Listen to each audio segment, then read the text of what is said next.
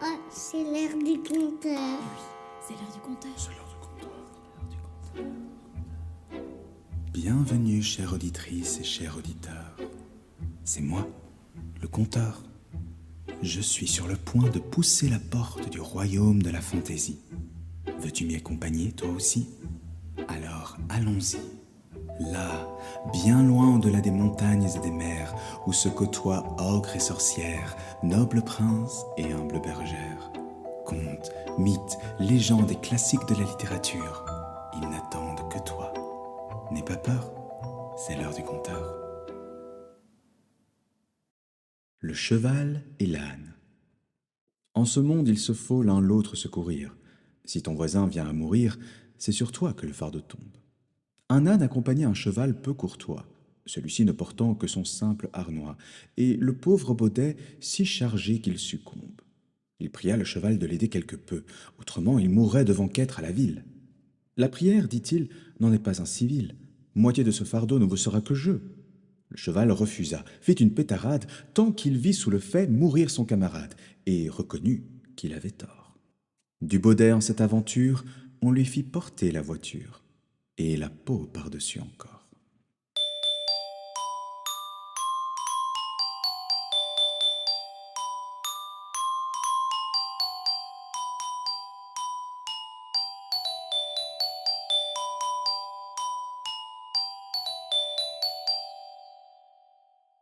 Les voleurs et l'âne.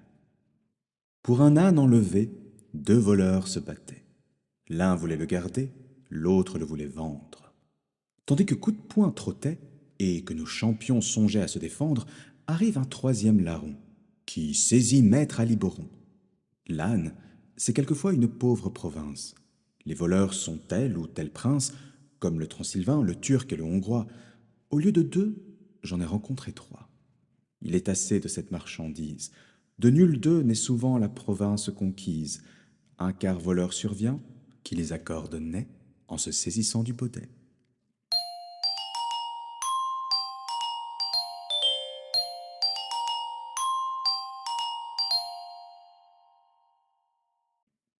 Les deux mulets. Deux mulets cheminaient, l'un d'avoine chargé, l'autre portant l'argent de la gabelle. Celui-ci, glorieux d'une charge si belle, n'eût voulu pour beaucoup en être soulagé. Il marchait d'un pas relevé en faisant sonner sa sonnette, quand l'ennemi se présentant, comme il en voulait à l'argent, sur le mulet du fisc une troupe se jette, le saisit au frein et l'arrête.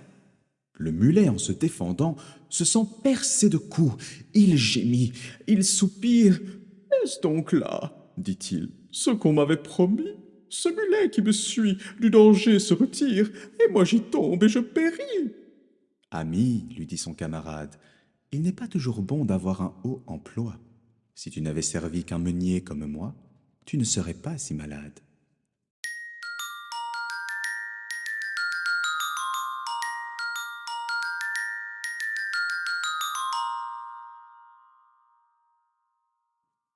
L'âne et le chien. Il se faut entraider, c'est la loi de nature. L'âne un jour pourtant s'en moqua, et ne sait comme il y manqua, car il est bonne créature. Il allait par pays, accompagné du chien, gravement, sans songer à rien, tous deux suivis d'un commun maître. Ce maître s'endormit. L'âne se mit à paître. Il était alors dans un pré, dont l'herbe était fort à son gré. Point de chardon pourtant. Il s'en passa pour l'heure. Il ne faut pas toujours être si délicat, et, faute de servir ce plat, rarement un festin demeure. Notre baudet s'en fut enfin, passé pour cette fois. Le chien, mourant de faim, lui dit « Cher compagnon, baisse-toi, je te prie, je prendrai mon dîner dans le panier au pain. » Point de réponse, mot. Le roussin d'Acardie craignit qu'en perdant un moment, il ne perdît un coup de dent. Il fit longtemps la sourde oreille. Enfin il répondit.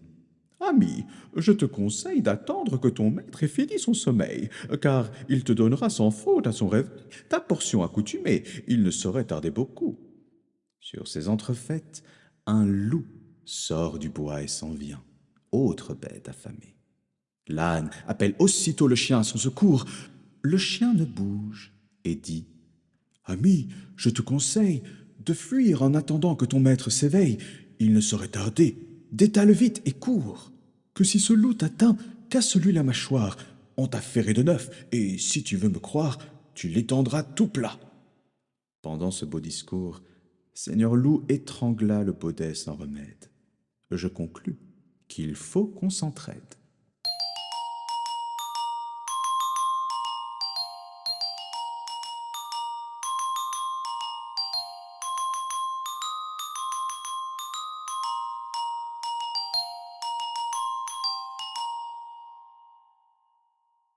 L'âne et le petit chien. Ne forçons point notre talent, nous ne ferions rien avec grâce. Jamais un lourdeau, quoi qu'il fasse, ne saurait passer pour galant. Peu de gens que le ciel chérit et gratifie ont le don d'agréer un fût avec la vie. C'est un point qu'il leur faut laisser et ne pas ressembler à l'âne de la fable, qui, pour se rendre plus aimable et plus cher à son maître, alla le caresser. « Comment ?» disait-il en son âme. « Ce chien, parce qu'il est mignon, vivra de père à compagnon, avec monsieur, avec madame, et j'aurai des coups de bâton. Que fait-il? Il donne la patte, puis aussitôt il est baisé. S'il en faut faire autant afin que l'on me flatte, cela n'est pas bien malaisé. » Dans cette admirable pensée, voyant son maître en joie, il s'en vient lourdement, lève une corne toute usée, la lui porte au menton fort amoureusement, non sans accompagner pour plus grand ornement de son chant gracieux cette action hardie. « Oh, oh, quelle caresse et quelle mélodie !» dit le maître aussitôt. « Oh là, Martin, bâton !» Martin, bâton à court, l'âne change de ton. Ainsi finit la comédie.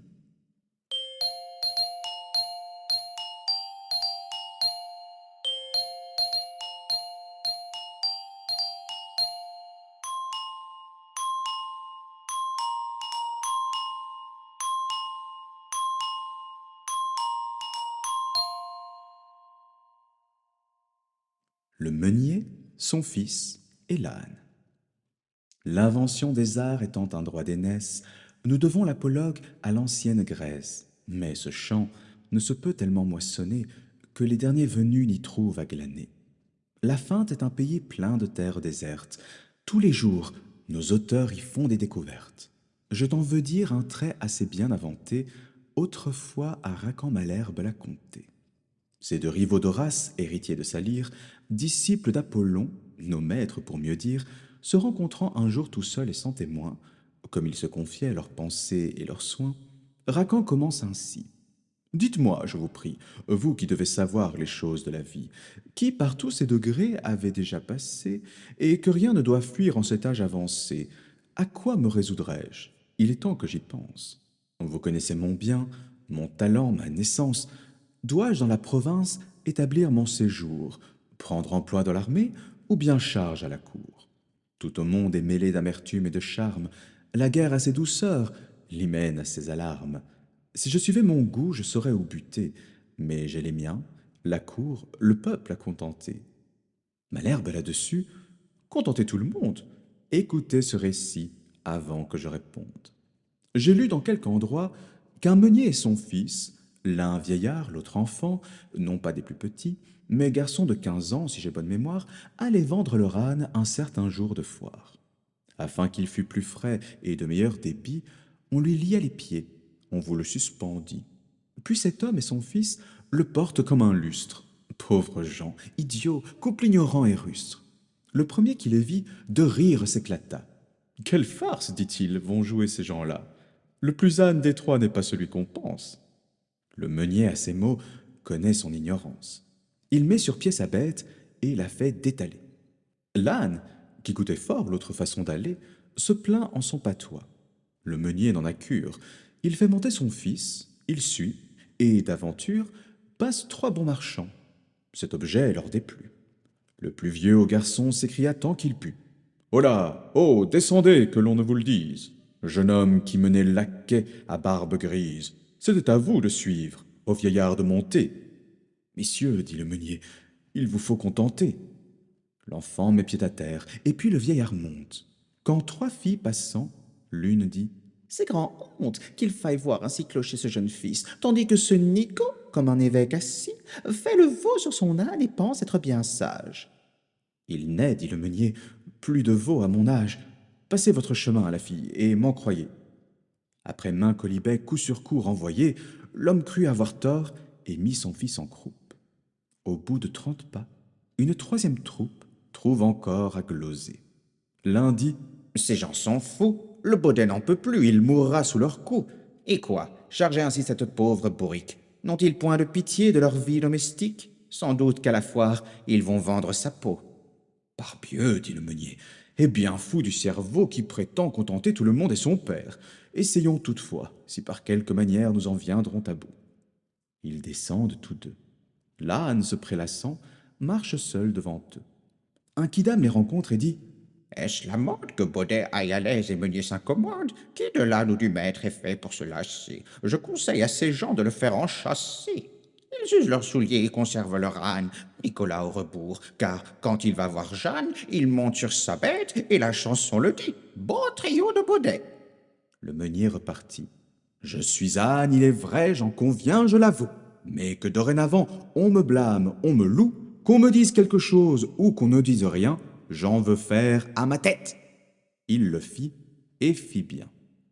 Quant à vous, suivez Mars ou l'amour ou le prince, allez, venez, courez, demeurez en province, prenez femme, abbaye, emploi, gouvernement, les gens en parleront, n'en doutez nullement.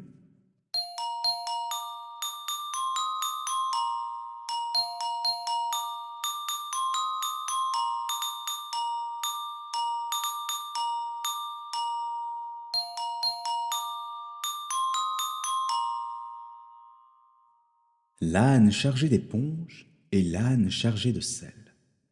Un ânier, son sceptre à la main, menait en empereur romain 2 coursiers à longues oreilles. L'un d'éponges chargé marchait comme un courrier, et l'autre, se faisant prier, portait, comme on dit, les bouteilles. Sa charge était de sel. Nos gaillards pèlerins, par monts, par vaux et par chemins, au gué d'une rivière à la fin arrivèrent, et fort empêchés se trouvèrent. L'ânier qui tous les jours traversait ce gué-là, sur l'âne à l'éponge monta, chassant devant lui l'autre bête, qui, voulant en faire à sa tête, dans un trou se précipita, revint sur l'eau, puis échappa, car, au bout de quelques nagées, tout son sel se fondit si bien que le baudet ne sentit rien sur ses épaules soulagées. Camarade épongier prit exemple sur lui, comme un mouton qui va dessus la foi d'autrui. Voilà mon âne à l'eau, jusqu'au col il se plonge, lui le conducteur et l'éponge. Tout droit burent d'autant, l'ânier et le grison firent à l'éponge raison. Celle-ci devint si pesante et de tant d'eau s'emplit d'abord que l'âne succombant ne put gagner le bord. L'ânier l'embrassait dans l'attente d'une prompte et certaine mort. Quelqu'un vint au secours, qui ce fut, n'importe. C'est assez qu'on ait vu par là qu'il ne faut point agir chacun de même sorte. J'en voulais venir à ce point.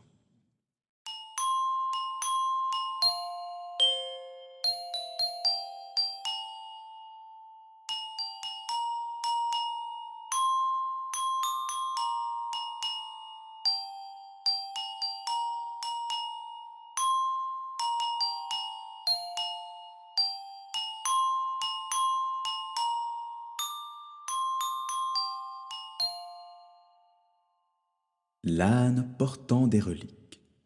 Un baudet, chargé de reliques, s'imagina qu'on l'adorait. Dans ce pensée, il se carrait, recevant comme sien l'encens et les cantiques. Quelqu'un vit l'erreur et lui dit « Maître Baudet, ôtez-vous de l'esprit une vanité si folle. Ce n'est pas vous, c'est l'idole à qui cet honneur se rend et que la gloire en est due. D'un magistrat ignorant, c'est la robe qu'on salue. »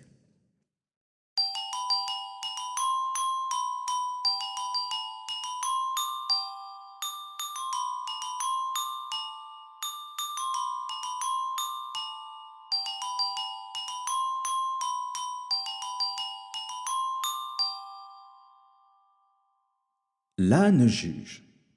Un baudet fut élu, par la gent animale, juge d'une chambre royale. « C'est l'homme qu'il nous faut !» disaient autour de lui ses amis accourus tout exprès au concile, simple dans son maintien et dans ses goûts faciles.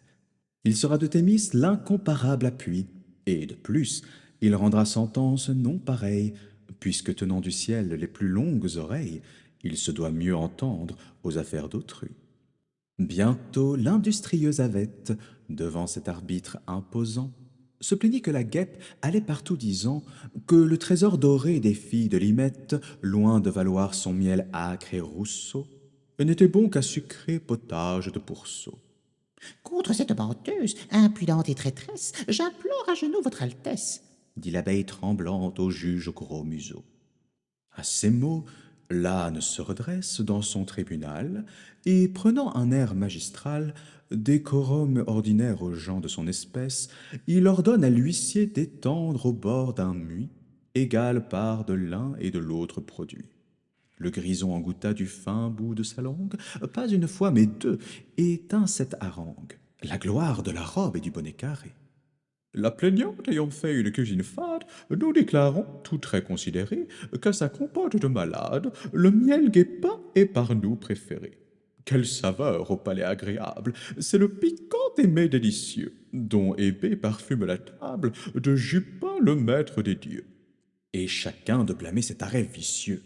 Messire Goupillet, renard de forte tête, leur dit « De votre choix vous avez les guerdons. Je n'attendais pas moins de ce croque-chardon. » Selon ses goûts, juge la bête.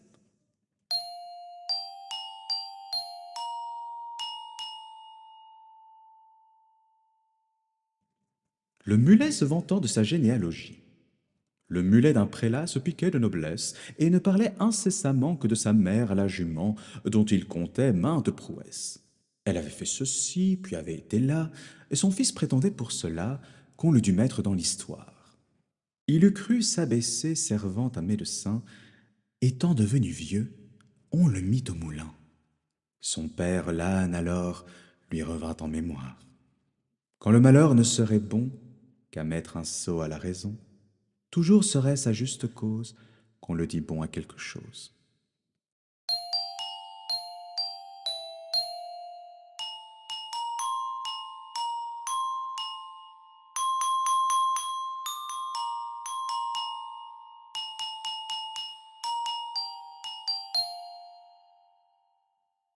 Les deux chiens et l'âne mort. Les vertus devraient être sœurs, ainsi que les vices sont frères. Dès que l'un de ceux-ci s'empare de nos cœurs, tous viennent à la file, il ne s'en manque guère. J'entends de ceux qui, n'étant pas contraires, peuvent loger sous même toit. À l'égard des vertus, rarement on les voit, tout en un sujet éminemment placé, se tenir par la main sans être dispersés. L'un est vaillant mais prompt, l'autre est prudent mais froid. Parmi les animaux, le chien se pique d'être soigneux et fidèle à son maître. Mais il est sot, il est gourmand. Témoin ces deux matins qui, dans l'éloignement, virent un âne mort qui flottait sur les ondes. Le vent de plus en plus l'éloignait de nos chiens. « Ami, dit l'un, tes yeux sont meilleurs que les miens. Porte un peu tes regards sur ces plaines profondes. J'y crois voir quelque chose. Est-ce un bœuf, un cheval ?» « Et qu'importe quel animal, dit l'un de ces matins. Voilà toujours curé. Le point est de l'avoir, car le trajet est grand. Et de plus, il nous faut nager contre le vent. Buvons toute cette eau. Notre gorge altérée en viendra bien à bout. Ce corps demeurera bientôt à sec, et ce sera provision pour la semaine. » Voilà mes chiens à boire. Ils perdirent l'haleine, et puis la vie. Ils firent tant qu'on les vit crever à l'instant. L'homme est ainsi bâti. Quand un sujet l'enflamme, l'impossibilité disparaît à son âme. Combien fait-il de vœux, combien perd-il de pas, s'outrant pour acquérir des biens ou de la gloire? Si j'arrondissais mes états, si je pouvais remplir mes coffres de ducats, si j'apprenais l'hébreu, les sciences, l'histoire. Tout cela, c'est la mer à boire. Mais rien à l'homme ne suffit. Pour fournir au projet que forme un seul esprit, il faudrait 4 corps, encore loin d'y suffire. À mi-chemin, je crois que tous demeureraient, quand Mathusalem bout à bout ne pourrait mettre à fin ce qu'un seul désire.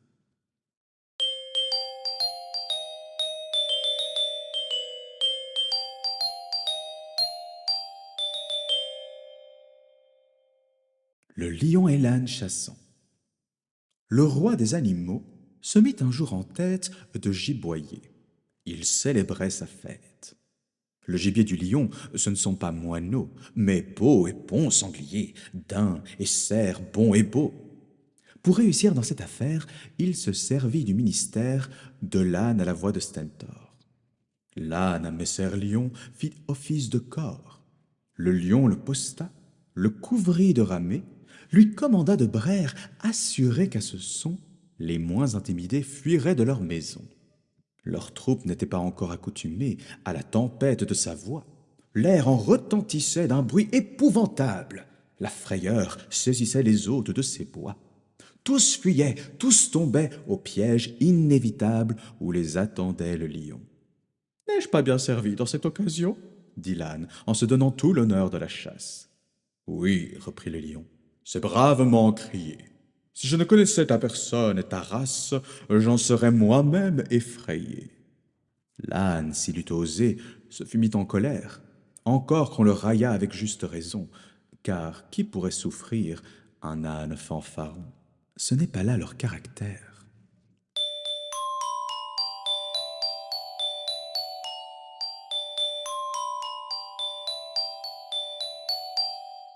L'âne vêtu de la peau du lion. De la peau du lion, l'âne s'étant vêtu, était craint partout à la ronde, et bien qu'animal sans vertu, il faisait trembler tout le monde. Un petit bout d'oreille, échappé par malheur, découvrit la fourbe et l'erreur. Martin fit alors son office. Ceux qui ne savaient pas la ruse et la malice s'étonnaient de voir que Martin chassa les lions au moulin. Force gens font du bruit en France, par qui cet apologue est rendu familier. Un équipage cavalier fait les trois quarts de leur vaillance.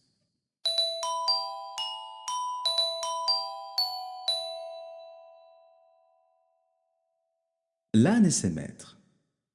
L'âne d'un jardinier se plaignait au destin de ce que l'on faisait lever devant l'aurore. Les coqs, lui disait-il, ont beau chanter matin, je suis plus matineux encore. Et pourquoi? Pour porter des herbes au marché. Belle nécessité d'interrompre mon somme. Le sort de sa plainte touchée lui donna un autre maître, et l'animal de somme passe du jardinier aux mains d'un corroyeur. La pesanteur des peaux et leur mauvaise odeur eurent bientôt choqué l'impertinente bête. J'y regret, disait-il, à mon premier seigneur. Encore quand il tournait la tête, j'attrapais, s'il m'en souvient bien, quelques morceaux de chou qui ne me coûtaient rien. Mais ici, point d'aubaine, ou si j'en ai quelques, c'est de coups. Il obtint changement de fortune, et sur l'état d'un charbonnier, il fut couché tout le dernier. Autre plainte. Quoi donc? Dit le sort en colère. Ce Podessi m'occupe autant que 100 monarques pourraient faire. Croit-il être le seul qui ne soit pas content? N'ai-je en l'esprit que son affaire? Le sort avait raison. Tous gens sont ainsi faits. Notre condition jamais ne nous contente. La pire est toujours la présente. Nous fatiguons le ciel à force de placets. Qu'à chacun Jupiter accorde sa requête. Nous lui romprons encore la tête.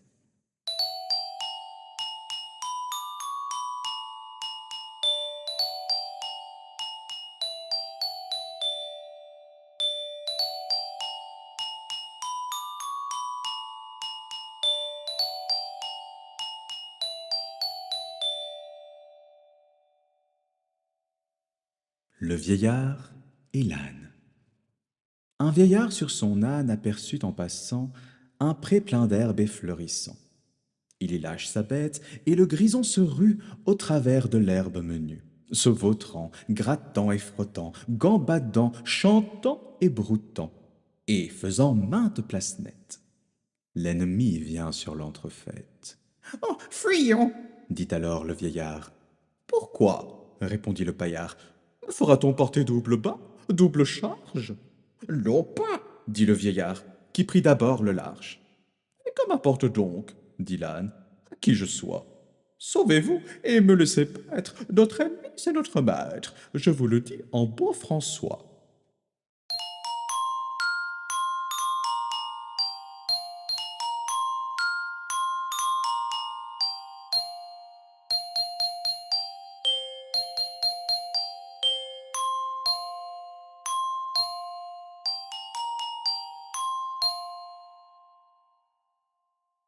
le lion devenu vieux.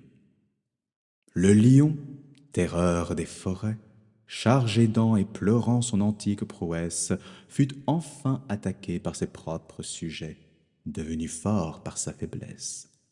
Le cheval s'approchant lui donne un coup de pied, le loup un coup de dent, le bœuf un coup de corne.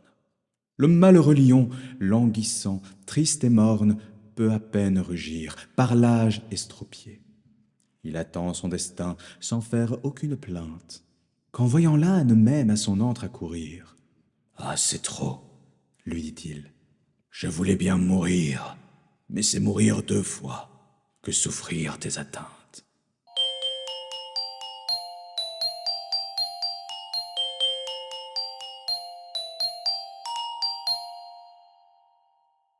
Le lion, le singe et les 2 ânes. Le lion, pour bien gouverner, voulant apprendre la morale, se fit un beau jour amener le singe maître des arts chez la gent animale. La première leçon que donna le régent fut celle-ci. Grand roi, pour régner sagement, il faut que tout prince préfère le zèle de l'État à certains mouvements, qu'on appelle communément amour-propre, car c'est le père, c'est l'auteur de tous les défauts que l'on remarque aux animaux. Vouloir que de tout point ce sentiment vous quitte, ce n'est pas chose si petite. Qu'on en vienne à bout en un jour, c'est beaucoup de pouvoir modérer cet amour. Par là, votre personnage auguste n'admettra jamais rien en soi, de ridicule ni d'injuste. « Donne-moi, repartit le roi, des exemples de l'un et l'autre. » Toute espèce, dit le docteur, et je commence par la nôtre, toute profession s'estime dans son cœur, traite les autres d'ignorantes, les qualifie d'impertinentes, et semblables discours qui ne nous coûtent rien. L'amour-propre au rebours fait qu'au degré suprême, on porte ses pareils, car c'est un bon moyen de s'élever aussi soi-même. De tout ce que dessus j'augmente très bien, qu'ici-bas maint talent n'est que pure grimace. Cabale est certain art de se faire valoir, mieux su des ignorants que des gens de savoir. L'autre jour, suivant à la trace, 2 ânes qui, prenant tour à tour l'encensoir, se louaient tour à tour, comme c'est la manière, jouit que l'un d'eux disait à son confrère. « Seigneur, trouvez-vous pas si injuste et bien sot l'homme, cet animal si parfait? Il profane notre auguste nom, traitant d'âne quiconque est ignorant, d'esprit lourd, idiot. Il abuse encore d'un mot et traite notre rire et nos discours de brère. Les humains sont plaisants de prétendre exceller par-dessus nous. Oh non, c'est à vous de parler, à leur orateur de se taire. Voilà les vrais braillards. Mais laissons là ces gens. Vous m'entendez, je vous entends. Il suffit. Et quant aux merveilles dont votre divin chant vient frapper les oreilles, Philomèle est au prix novice dans cet art. Vous surpassez Lambert. » L'autre baudet repart. « Seigneur, j'admire en vous des qualités pareilles. » Ces ânes, non contents de s'être ainsi grattés, s'en allèrent dans les cités. L'un l'autre se prônait, chacun d'eux croyant faire, en prisant ses pareils, une fort bonne affaire, prétendant que l'honneur en reviendrait sur lui. J'en connais beaucoup aujourd'hui, non parmi les baudets, mais parmi les puissances que le ciel voulut mettre en de plus hauts degrés, qui changeraient entre eux les simples excellences s'ils osaient en des majestés. J'en dis peut-être plus qu'il ne faut, et suppose que votre majesté gardera le secret. Elle avait souhaité d'apprendre quelques traits qui lui fit voir autre chose, l'amour-propre donnant du ridicule aux gens. L'injuste aura son tour, il y faut plus de temps. Ainsi parla ce singe. On ne m'a pas su dire s'il traita l'autre point, car il est délicat. Et notre maître des arts, qui n'était pas un fat, regardait ce lion comme un terrible sire.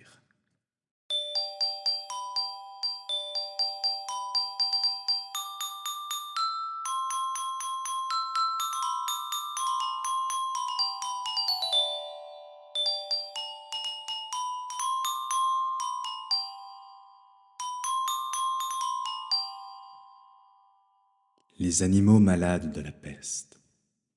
Un mal qui répand la terreur, mal que le ciel en sa fureur inventa pour punir les crimes de la terre. La peste, puisqu'il faut l'appeler par son nom, capable d'enrichir en un jour l'Achéron, faisait aux animaux la guerre. Ils ne mouraient pas tous, mais tous étaient frappés. On n'en voyait point d'occupés à chercher le soutien d'une mourante vie. Nul mets n'excitait leur envie. Ni loup ni renard n'épiaient la douce et l'innocente proie. Les tourterelles se fuyaient, plus d'amour partant plus de joie. Le lion tint conseil et dit: Mes chers amis, je crois que le ciel a permis, pour nos péchés, cette infortune. Que le plus coupable de nous se sacrifie aux traits du céleste courroux. Peut-être il obtiendra la guérison commune. L'histoire nous apprend qu'en de tels accidents, on fait de pareils dévouements. Ne nous flattons donc point. Voyons sans indulgence l'état de notre conscience. Pour moi, satisfaisant mes appétits gloutons, j'ai dévoré force moutons. Que m'avait-il fait nulle offense? Même, il m'est arrivé quelquefois de manger le berger. Je me dévorerai donc s'il le faut, mais je pense qu'il est bon que chacun s'accuse ainsi que moi, car on doit souhaiter, selon toute justice, que le plus coupable périsse. « Oh, sire, dit le renard, vous êtes trop bon roi. Vos scrupules font voir trop de délicatesse. Eh bien, mangez bouton, canaille, saute espèce. Est-ce un péché? Non, non. Vous leur fîtes, seigneur, en les croquant beaucoup d'honneur. Et quant au berger, l'on peut dire qu'il était digne de tout mot. Et tant de ces gens-là qui, sur les animaux, se font un chimérique empire. » Ainsi dit le renard, et flatteur d'applaudir. On n'osa trop approfondir du tigre, ni de l'ours, ni des autres puissances, les moins pardonnables offenses. Tous les gens querelleurs, jusqu'au simple matin, au dire de chacun, étaient de petits saints. L'âne vint à son tour et dit: J'ai souvenance qu'en un près de moi ne passant, la faim, l'occasion, l'herbe tendre, et je pense, quelque diable aussi me poussant, je tondis de ce près la largeur de ma langue. Je n'en avais nul droit, puisqu'il faut parler net. À ces mots, on cria haro sur le baudet. Un loup quelque peu clair prouva par sa harangue Qu'il fallait dévouer ce maudit animal, ce pelé, ce galeux, d'où venait tout leur mal. Sa peccadille fut jugée un cas pendable. Manger l'herbe d'autrui, quel crime abominable! Rien que la mort n'était capable d'expier son forfait.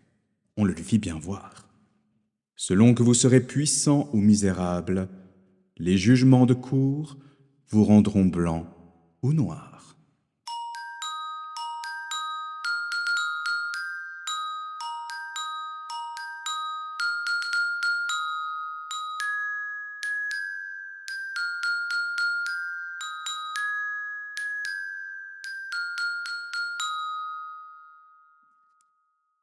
Ainsi s'achève cette vidéo consacrée aux fables de Jean de La Fontaine, mettant l'âne à l'honneur.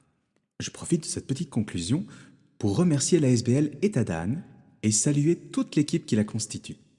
Si cette vidéo t'a plu, n'hésite pas à la liker, à laisser un commentaire et à t'abonner à cette chaîne afin de ne rater aucune de nos excursions dans le monde merveilleux des contes, des mythes et des classiques de la littérature. À bientôt!